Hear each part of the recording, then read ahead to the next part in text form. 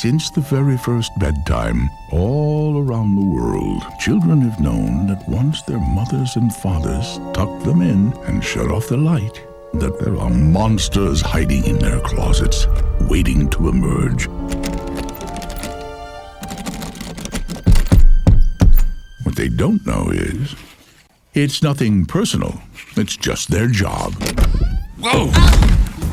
There's nobody here. Huh? There's no kid. There's supposed to be a kid. There's no kid to scare. Don't panic. I'm panicking because there's a total lack of kid here. Let's just check the schedule. It's very embarrassing. Let me see. 9 o'clock. Yep, 9 o'clock. Boys' bedroom? Boys' bedroom. Out of Magnolia? Magnolia? Give me that. It's Mongolia. Mike, does this look like Mongolia to you? Would you listen to this? Blame it on the little guy. How original. He must have read the schedule wrong with his one eye. Okay, I'm gonna go back to the break room before all the donuts are gone. Your big throw rug? Oh, nice doggy. Nice big doggy. Sully, open the door.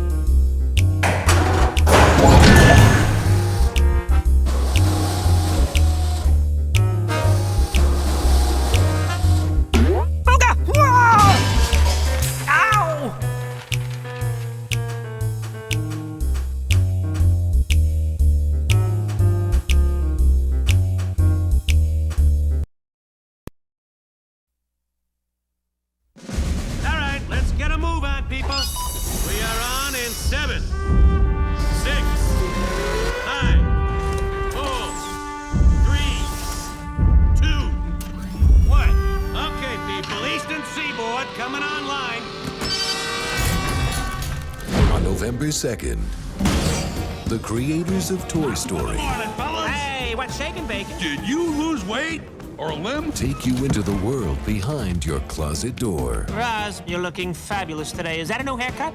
New makeup. You've had a lift. You've had a tuck. You've had something. We've always been afraid monsters were there, Scary feet, scary feet, scary feet. Oh, the kid's awake. waiting to scare us. Twins and a bunk bed. But what we didn't know is that we scare them. What happened? The kid almost touched me. You can't touch a child, they're toxic. If a kid ever got through one of our doors, the results would be catastrophic. Bucket. Walt Disney Pictures presents Kitty! That thing is a killing machine. a Pixar Animation Studios film. Blue!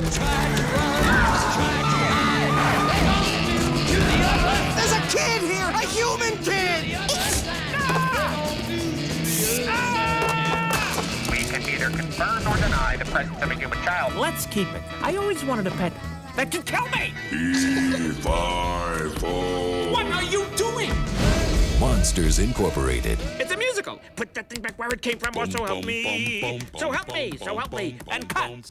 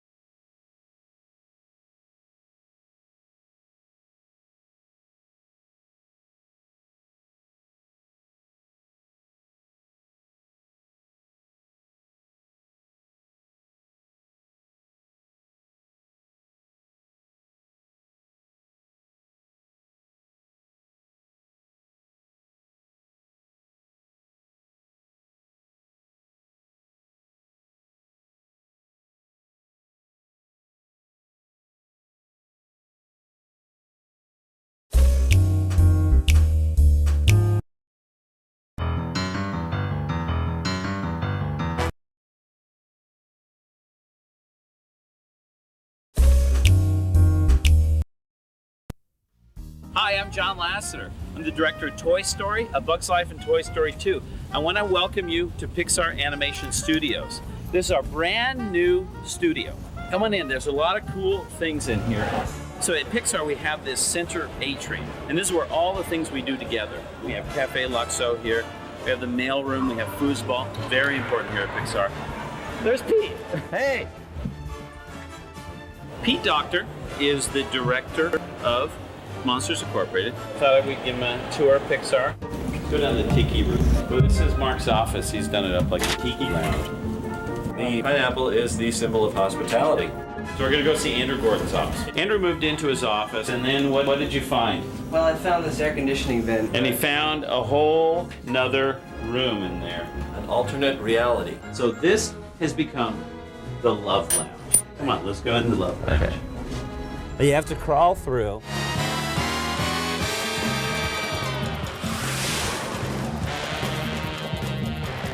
We have every dignitary that comes to Pixar, and they're starting to sign the rooms. We have Randy Newman here, Michael and Jane Eisner, Steve Jobs, Roy Disney's right there. Ooh, molasses chips. Thanks for another wonderful time at the Love Lounge. Come on in here, this is my office.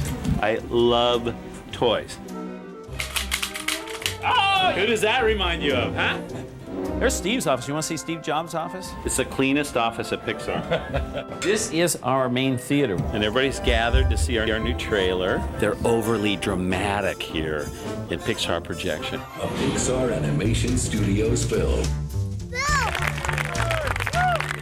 What makes Pixar so special is not the bricks and the steel and the wood of the building. It's the people that makes Pixar. Joe Ramp. Joe Ramp is my head of story. I do Heimlich the Caterpillar. Darla Anderson, producer of Monsters Incorporated. Anderson, co-executive producer and co-writer and He's co. John Cars.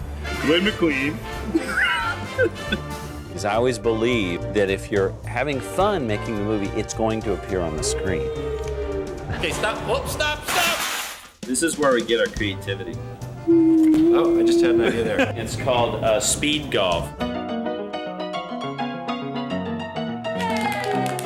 You got a friend in me. You got a friend in me. When the road looks rough ahead. Pete's really good. Ladies and gentlemen, Pete Docter. International symbol of Hawaiian shirts. Big flowers. A few months ago, we had the first annual Pixar Air Show off of this bridge, and we had a paper airplane contest for the whole company. It was pretty cool. You can see we really have a lot of fun at Pixar, but our main passion is our work. Our people work so hard. They work really long hours making these movies. But number one to us is to make a great movie that audiences around the world will enjoy. That hard work, creativity, and sense of fun has combined to create films that we are all really proud of. To date, Pixar has earned 13 Oscars, 1 Golden Globe, 1 Grammy, and a bunch of other awards for our animated short films. Hi, and welcome back to Pixar Animation Studios Animation Talk. And all the talk is about the first film we made right here in our new Pixar studio, Monsters Incorporated. Thank you for coming to visit Pixar Animation Studios. Bye. Bye.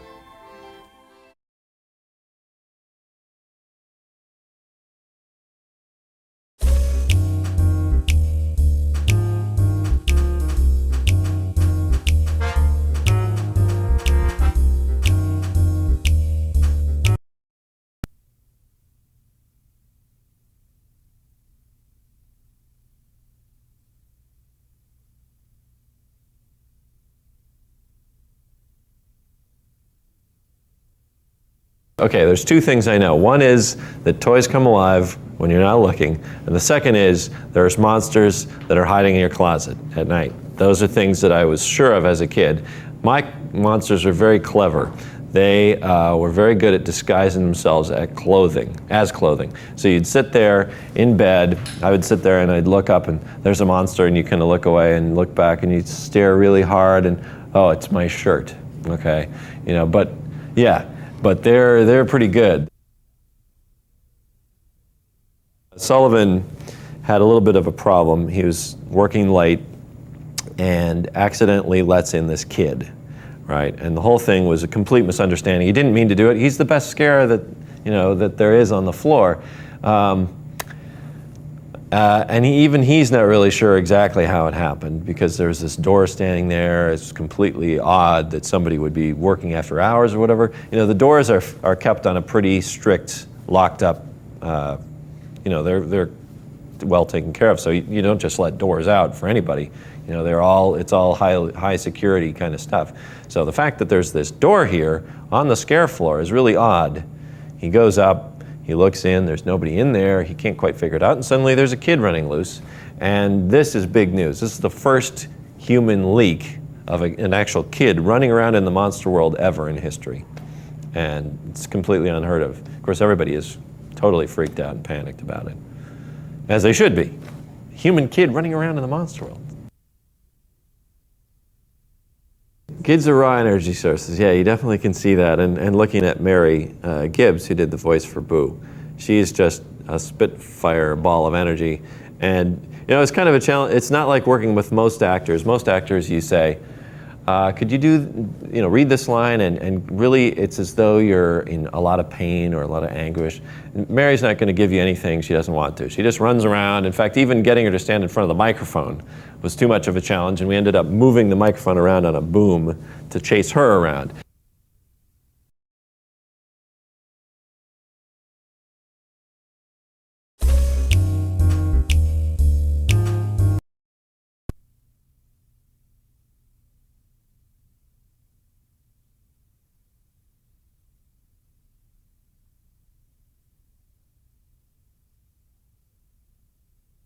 Pete Docter worked on Toy Story as a supervising animator and helped co-write Toy Story with us, and we had a blast. I mean, at Pixar, it's really such a group effort. You work together in real tight groups, but as we grow as a studio, we're going to have more and more movies being directed by lots of, you know, really talented young people here. And Pete gets to be the first. I remember when we first pitched this to all the TDs, okay, there's going to be a little kid, she's going to have this big floppy shirt, right? And then there's going to be these furry monsters running around, and they're going to be jumping and moving a lot, and all the fur has to act, you know, look real. And yeah, they were starting to sweat a little bit. They're like, no, it can't be done. Yeah, impossible. And then but then you challenge them to say, no, come on, you can do it. You guys are smart. You're awesome. Come on. All right, but he can only be on screen for 10 minutes Sure, in the film. okay, fine. We'll do that. And then, of course, we ignore that and go write a big movie with a T-shirt running all over the place. And he's in every shot of the movie. Every shot. And they go, you lied to us, John. I didn't lie. The story changed. Right?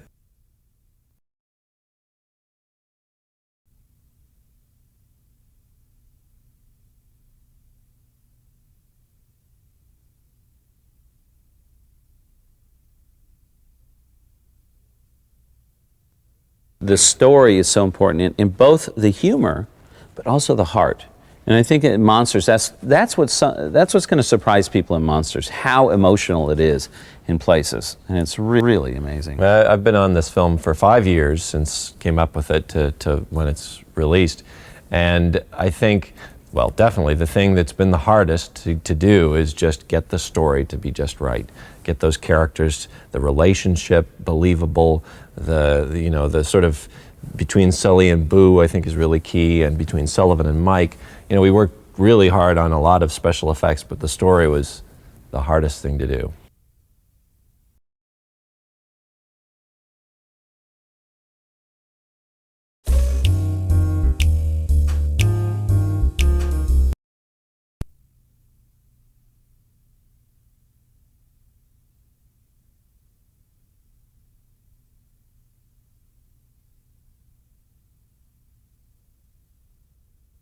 Late one night on the scare floor, Sully goes back to pick up some paperwork that was forgotten, and he sees a door sitting in a door station. No other doors, just this one door sitting there. And of course he assumes that somebody left it out, and he goes to check the room and make sure nobody's in there before he sends the door back to the door vault. And what happens? He accidentally lets in a little 2-year-old girl, Boo.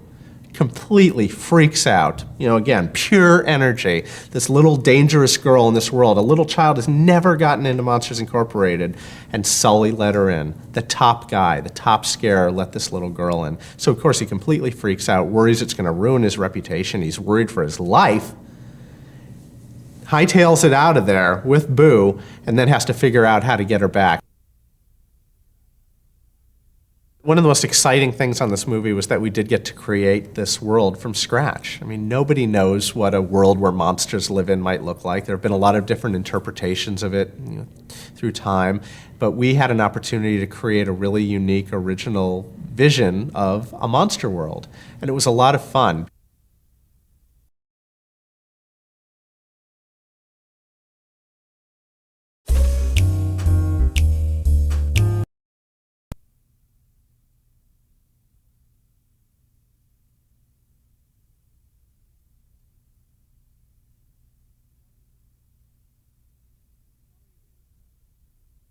Sully is really the best scarer because he knows his business. He knows how to creep in, how to pop up at that right precise moment that it's going to get the most scream and the best quality scream. You know, it's an art that you just don't walk in and go boo. You have to build the tension. When Sully and Mike are confronted with the fact they've let in a child in the monster world, their first reaction is, "Wah!"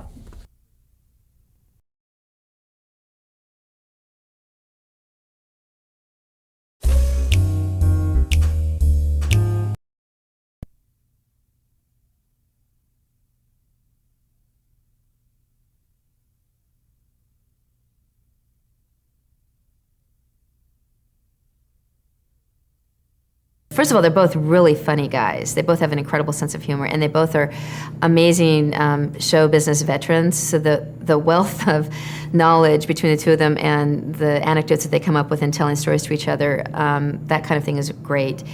And the years of experience. So they're just, you know, pros, complete pros.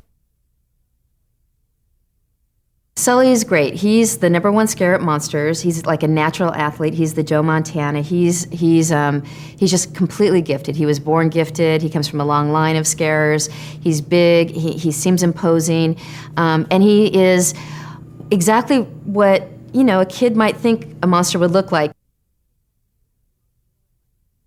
It's true that they do want to scare you, but it's truly nothing personal.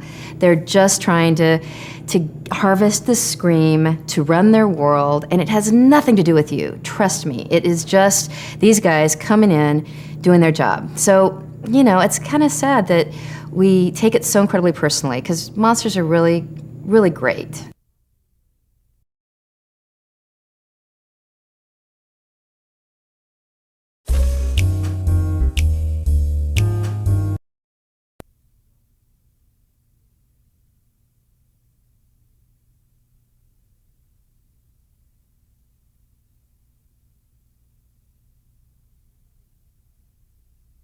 Sully's just an all-around nice guy. You know, you can't fake being a nice guy. He's just one of those guys who's just born with charm, charisma, and humility. And he's just got such a work ethic. That guy just wants to be the best at his job, and he's not out there to do it to get any accolades for it. He's just out there to do what's best for Monsters Incorporated. He's a real trooper. And monsters just like him. He's just that kind of guy. I don't think anybody should really be scared of a monster, because all along they've never been meaning to do anything but just, you know, power their world and get some scream. They're just coming to get some gas, basically.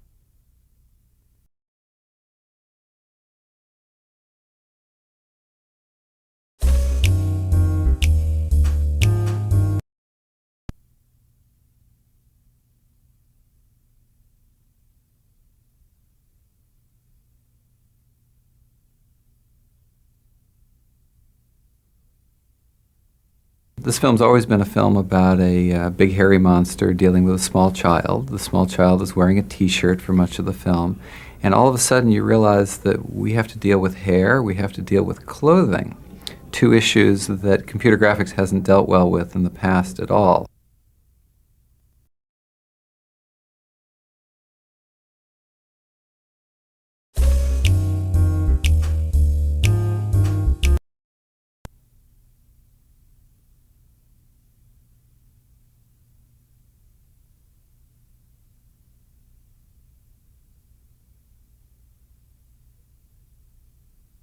You definitely have to look at things a little bit different when you're animating Mike. There's one shot that called for him to bang his head on the table out of frustration. We sort of looked at the shot for a minute and then realized, you know, he doesn't really have a head to bang. He'd be banging his eyeball on the table. So, well, I mean, there's not much we could do to work around it, so he's banging his eyeball on the table. Have to work the sound effect, I guess. Squish, squish, squish.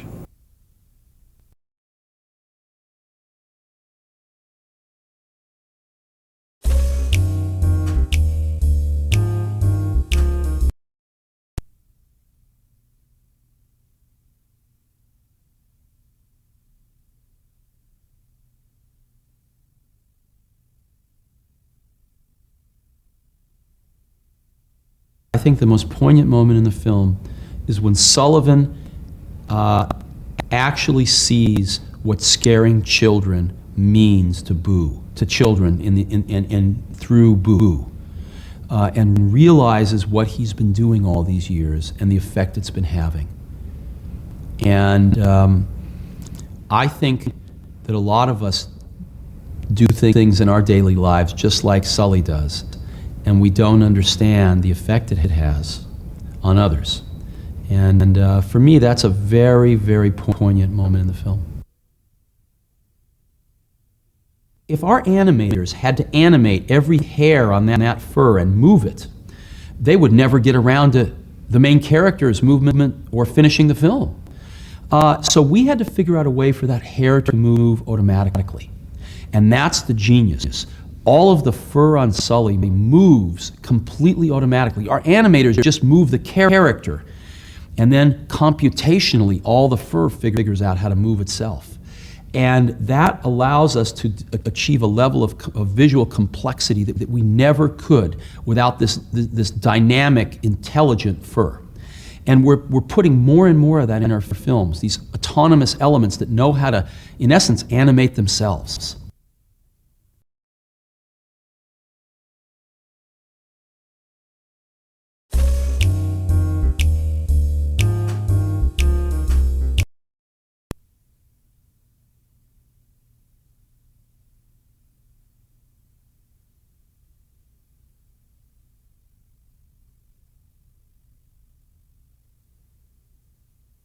We have a character there who has a job, and at some point he has to ask himself, is he benefiting the world in the way he thinks he is in this job?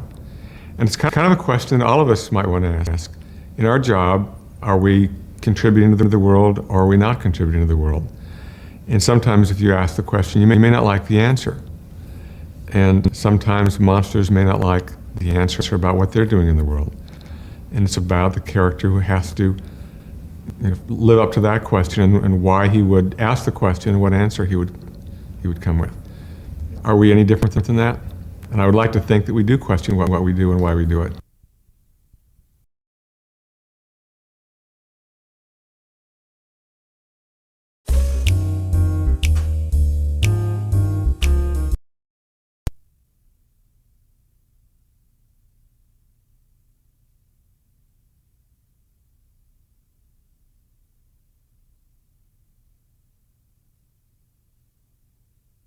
Misunderstood and monster are two words that always go together. The Mummy, Frankenstein, the werewolf. These people are completely misunderstood. Yeti, poor guy, he's just out in a cave. Totally misunderstood. They've been really abused all this time. Well, Sully, James P. Sullivan, is a fantastic monster. Big, fantastic scarer. He's the lead scarer in Monsters Incorporated. He's the one who knows it all best. But the fact is, he's got a heart of gold. Big, scary guy, heart of gold. Well, Mike Wazowski's the one who learns the most in this movie because, of course, Mike comes to understand not only what kids are, but he also really comes to understand the meaning of true friendship, and he also, most importantly, understands that there's more in life than just career success and greed. So Mike makes the biggest journey, even though he's the littlest guy. Boo.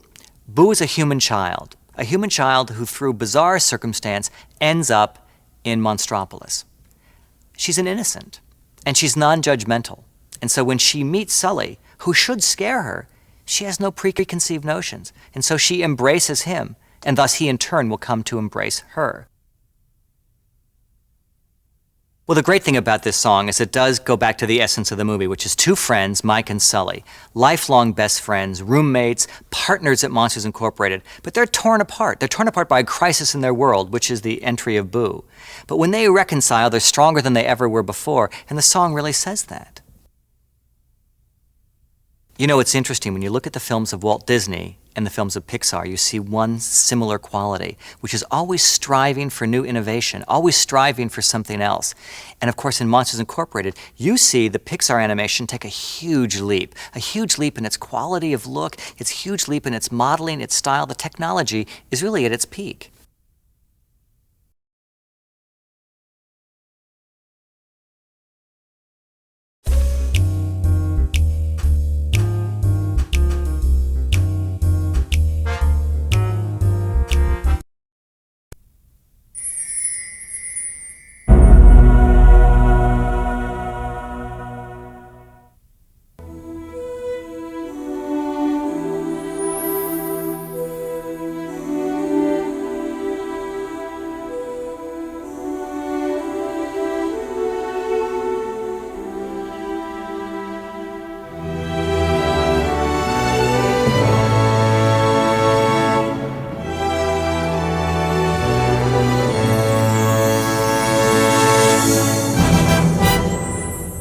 Walt Disney Studios is coming.